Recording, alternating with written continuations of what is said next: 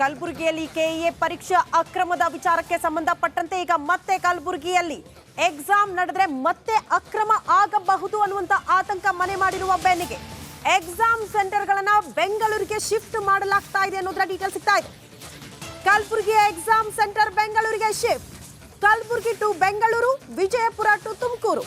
ಕಲಬುರಗಿ ಮತ್ತು ವಿಜಯಪುರ ಜಿಲ್ಲೆ exam ಸೆಂಟರ್ಗಳು shift ಆಗಿದೆ ಅನ್ನೋದರ ಡೀಟೇಲ್ ಸಿಗ್ತಾ ಇದೆ. PSI ಮರು ಪರೀಕ್ಷೆ ಕೂಡ ಬೆಂಗಳೂರಿನಲ್ಲೇ ನಡೆಯಲಿದೆ ಅನ್ನೋದರ ಡೀಟೇಲ್ ಸಿಗ್ತಾ ಇದೆ. ಇದೀಗ ಸಹಾಯಕ ಪ್ರಾಧ್ಯಾಪಕ ಹುದ್ದೆ ಪರೀಕ್ಷೆ ಸೆಂಟರ್ ಅನ್ನ ಕೂಡ ಬದಲು ಮಾಡಲಾಗಿದೆ. ಕಲಬುರಗಿ ಸೆಂಟರ್ ಚೇಂಜ್ ಆಗಿದೆ, ಬೆಂಗಳೂರಿಗೆ ಅದನ್ನ ಸ್ಥಳಾಂತರ ಮಾಡಲಾಗಿದೆ.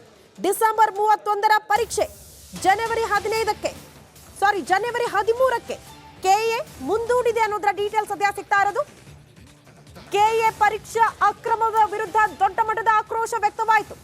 ಮತ್ತೆ ಈ ರೀತಿ ಅಕ್ರಮ ನಡೀಬಾರದು ಅನ್ನೋ ಕಾರಣಕ್ಕೆ ಸಾಕಷ್ಟು ಕ್ರಮಗಳನ್ನ ಕೈಗೊಳ್ಳಲಾಗ್ತಾ ಇದೆ. ಎಕ್ಸಾಮ್ ಸೆಂಟರ್ಗಳನ್ನ ಕೂಡ ಬೆಂಗಳೂರಿಗೆ ಶಿಫ್ಟ್ ಮಾಡಲಾಗ್ತಾ ಇದೆ. ಯಾವುದೇ ರೀತಿಯ ಅಕ್ರಮ ನಡೀಬಾರದು ಪರೀಕ್ಷೆಯಲ್ಲಿ ಅನ್ನೋ ಕಾರಣಕ್ಕೆ.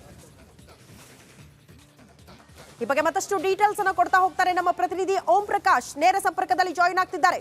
ಓಂ ಪ್ರಕಾಶ್, ಕೆಇಎ ಪರೀಕ್ಷೆ ಅಕ್ರಮದ ವಿಚಾರ, ಹಲವು ಬದಲಾವಣೆಗಳು, ಕಠಿಣ ಕ್ರಮಗಳಾಗ್ತಾ ಇರೋದನ್ನ ನಾವು ಗಮನಿಸ್ತಾ ಇದ್ವಿ. ಈಗ ಎಕ್ಸಾಮ್ ಸೆಂಟರ್ ಅನ್ನ ಕೂಡ ಬೆಂಗಳೂರಿಗೆ ಶಿಫ್ಟ್ ಮಾಡಲಾಗಿದೆ ಅನ್ನುವಂತಹ ವಿಚಾರ, ಡೀಟೇಲ್ಸ್ ಕೊಡ್ತಾ ಹೋಗೋದಾದ್ರೆ ಓಂ ಪ್ರಕಾಶ್.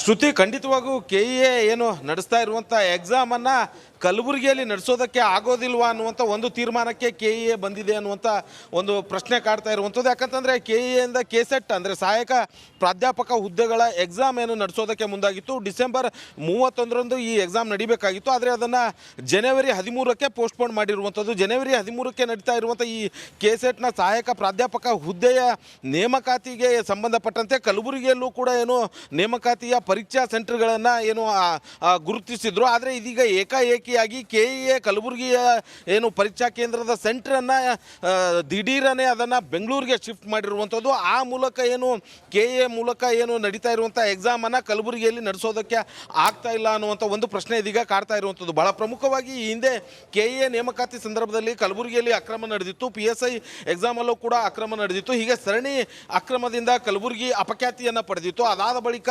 ಪಾರದರ್ಶಕವಾಗಿ ಎಕ್ಸಾಮನ್ನು ನಡೆಸಬೇಕು, ಅಕ್ರಮವನ್ನು ತಡೆಗಟ್ಟಬೇಕು ಅನ್ನುವಂಥ ನಿಟ್ಟಿನಲ್ಲಿ ಪರೀಕ್ಷಾ ಮಂಡಳಿ ಏನು ಎಕ್ಸಾಮನ್ನು ನಡೆಸೋದಕ್ಕೆ ಮುಂದಾಗಿರುವಂಥದ್ದು. ಆದರೆ ಕಲಬುರಗಿಯಲ್ಲೇ ಪಾರದರ್ಶಕವಾಗಿ ಎಕ್ಸಾಮ್ ನಡೆಸೋದಕ್ಕೆ ಆಗೋದಿಲ್ಲ ಅನ್ನುವಂಥ ಒಂದು ತೀರ್ಮಾನಕ್ಕೆ ಬಂದು ಇದೀಗ ಕಲಬುರಗಿಯಲ್ಲಿ ನಡಿಬೇಕಾದಂಥ ಪರೀಕ್ಷೆಗಳು ಬೆಂಗಳೂರಿಗೆ ಶಿಫ್ಟ್ ಮಾಡಿರುವಂಥದ್ದು. ಅಂದರೆ ಜನವರಿ 13ಕ್ಕೆ ಕಲಬುರಗಿಯಲ್ಲಿ ನಡಿಬೇಕಾದಂಥ ಸಹಾಯಕ ಪ್ರಾಧ್ಯಾಪಕ ಹುದ್ದೆಯ ಪರೀಕ್ಷೆಗಳು ಮತ್ತು ವಿಜಯಪುರ ಸೆಂಟರ್, ಈ ಎರಡೂ ಜಿಲ್ಲೆಯಲ್ಲಿ ಯಾವುದೇ ರೀತಿಯಾದಂಥ ಎಕ್ಸಾಮನ್ನು ನಡೀತಾ ಇಲ್ಲ.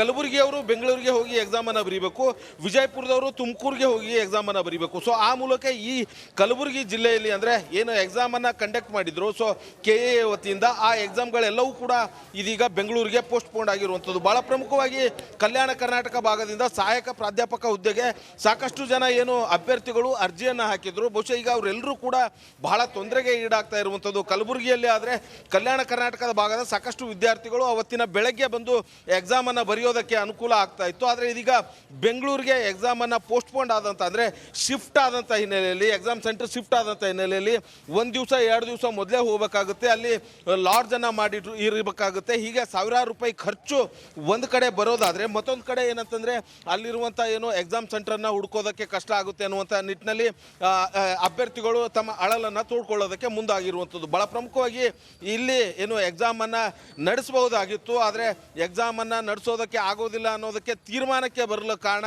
ಕೆಇಎ ವತಿಯಿಂದ ನಡೆದಂಥ ಏನು ಎಕ್ಸಾಮ್ನಲ್ಲಿ ಅಕ್ರಮವನ್ನು ಇವರಿಂದ ತಡೆಗಟ್ಟೋದಕ್ಕೆ ಆಗ್ತಾ ಇಲ್ಲ ಅನ್ನೋಂಥದ್ದು ಕೂಡ ಬಹಳ ಸ್ಪಷ್ಟವಾಗಿರುವಂಥದ್ದು. ಈ ಹಿಂದೆ ಕೆಇಎ ವತಿಯಿಂದ ಕಂಡಕ್ಟ್ ಮಾಡಿದಂಥ ಎಕ್ಸಾಮ್ ಏನಿತ್ತು ಅಂದರೆ FDA SDA ಎಕ್ಸಾಮಲ್ಲೂ ಕೂಡ ಬ್ಲೂಟೂತನ್ನು ಬಳಸಿ ದೊಡ್ಡ ಮಟ್ಟದ ಅಕ್ರಮ ಎಸಗಿದ್ರು. ಅದಾದ ಬಳಿಕ ಈಗ 2ನೇ ಹಂತದಲ್ಲಿ ಈ ಒಂದು ಎಕ್ಸಾಮ್ ನಡೀತಾ ಇರುವಂಥದ್ದು, ಸಹಾಯಕ ಪ್ರಾಧ್ಯಾಪಕ ಹುದ್ದೆಗಳ ಎಕ್ಸಾಮ್ ನಡೀತಾ ಇರುವಂಥದ್ದು.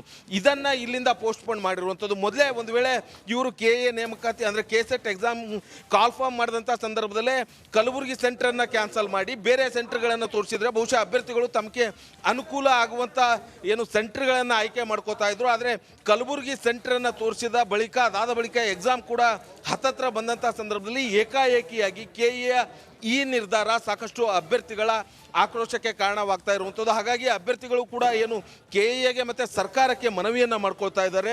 ಇನ್ನೂ ಕೂಡ ಸಮಯ ಇದೆ, ಹಾಗಾಗಿ ಎಕ್ಸಾಮ್ ಸೆಂಟರನ್ನು ಬದಲಾವಣೆ ಮಾಡಿ, ಅಂದರೆ ಬೆಂಗಳೂರಿಗೆ ಹೋಗಿ ನಮಗೆ ಎಕ್ಸಾಮನ್ನು ಬರೆಯೋದಕ್ಕೆ ಆಗೋದಿಲ್ಲ, ಸೊ ಮತ್ತೆ ಕಲಬುರಗಿಯಲ್ಲೇ ನಮಗೆ ಅವಕಾಶ ಕೊಡಬೇಕು ಅನ್ನುವಂಥ ಒಂದು ಮನವಿಯನ್ನು ಕೂಡ ಮಾಡ್ಕೊಳ್ತಾ ಇರುವಂಥದ್ದು. ಭಾಳ ಪ್ರಮುಖವಾಗಿ ಇಲ್ಲಿ ಕಲಬುರಗಿಯಲ್ಲಿ ಎಕ್ಸಾಮ್ ಇದ್ದರೆ ಬೀದರ್, ಯಾದಗಿರಿ, ರಾಯಚೂರು ಈ ಭಾಗದ ಕಲ್ಯಾಣ ಕರ್ನಾಟಕ ಭಾಗದ ಸಾವಿರಾರು ಅಭ್ಯರ್ಥಿಗಳು ಇಲ್ಲಿ ಬಂದು ಎಕ್ಸಾಮನ್ನು ಬರೀತಾರೆ. ಸೊ ಅವರೆಲ್ಲರಿಗೂ ಕೂಡ ಎಕ್ಸಾಮನ್ನು ಬರೆಯೋದಕ್ಕೆ ಅನುಕೂಲ ಆಗುತ್ತೆ. ಆದರೆ ಇವರೆಲ್ಲರೂ ಕೂಡ ಈಗ ಬೆಂಗಳೂರಿಗೆ ಹೋಗಿ ಎಕ್ಸಾಮ್ ಬರೆಯುವಂಥ ಒಂದು ಅನಿವಾರ್ಯ ಪರಿಸ್ಥಿತಿ ನಿರ್ಮಾಣ ಆಗಿರುವಂಥದ್ದು ಶ್ರುತಿ.